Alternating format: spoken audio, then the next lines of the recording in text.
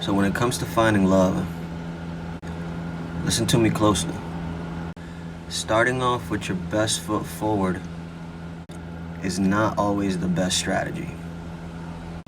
As human beings, we have a tendency to want to impress an individual or somebody whom we have an attraction to or have some level of an interest in. Don't get me wrong, there's definitely nothing wrong with that. But what most fail to understand when approaching a possibility like this is that they leave themselves almost completely without any more plays.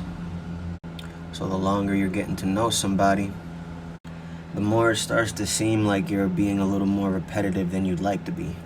So the quality of the time that you're spending with a person doesn't seem like is measuring up to the amount of effort you're putting into it. And that can leave you open to frustrations. It can leave you open to imaginary negative thoughts and things that you run through your mind that really don't have any business being there. Expectations become a little higher.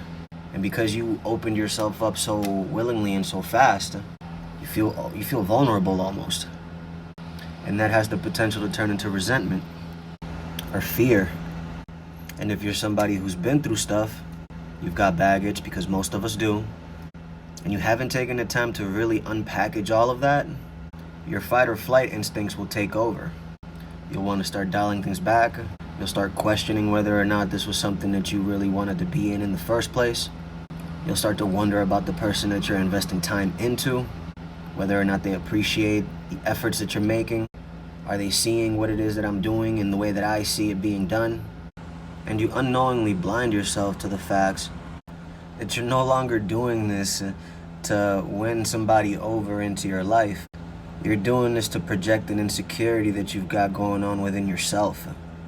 And that's very dangerous, because now you're not leaving any room to get to learn the other person in which you're trying to get to know in the first place. Focusing on yourself and what you've done, and you begin to dismiss what this other person might have been sacrificing their private time out of to give to you.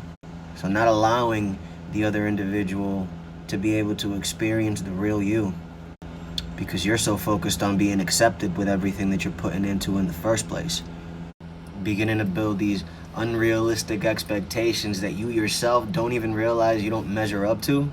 So pridefully focused on everything that you believe is going wrong in the circumstance. So if you're gonna put your best foot forward, do so in strides, but do so empathetically.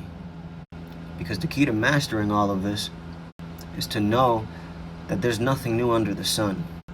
So you should be able to humbly put yourself in the same shoes as the person you're trying to get to know. And if they're serious about you, they'll do something similar. Because when things go wrong, and they do go wrong, we want to feel like we can rely on each other. How much does it really seem like we're helping that cause if the character we decide to show in these moments isn't becoming of who we know we really are? Solely because we want what we want when we want it. Be patient with your time. Be patient with yourself. And above all, be patient with the circumstances. Because what's for you will always be for you. And what's not, won't be. That seems so vague and so cliche. But how is that so if time and time again you find yourself in the same lonely situation, reflecting on what might have been? Because you couldn't keep it together long enough for another person to get to know the real you, enough so that they can trust in you when life takes a turn for the worse. And don't we all want the same security? Aren't we all worth that effort? We'd be able to see that clearly if we were a little more empathetic and humble and a lot less self-centered and picky. So don't rush the process. Trust the process. Peace.